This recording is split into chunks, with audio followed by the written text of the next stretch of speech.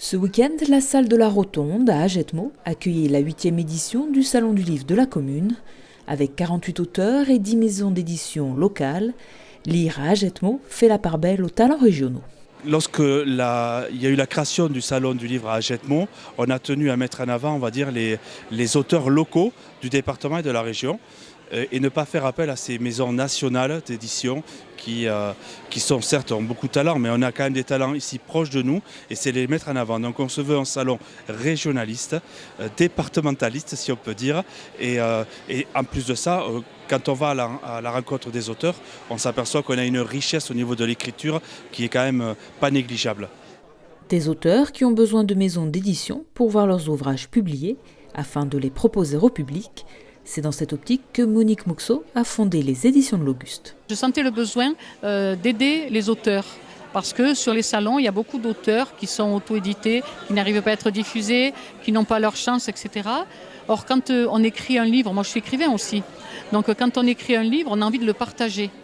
Et si on ne partage pas ce livre, on peut rester toute sa vie avec ce bébé sur les bras qui ne grandit pas. Donc dans l'art, il faut savoir se détacher des choses et aller au-delà. C'est-à-dire qu'après un premier ouvrage, par exemple les auteurs, c'est vrai que je suis derrière déjà en demandant le second en fait.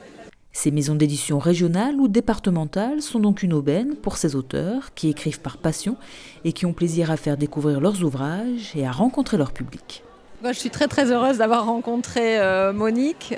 Tout de suite, j'ai senti qu'elle aimait ce que j'avais écrit, donc elle m'a mis en confiance et c'est grâce à elle que je suis là aujourd'hui.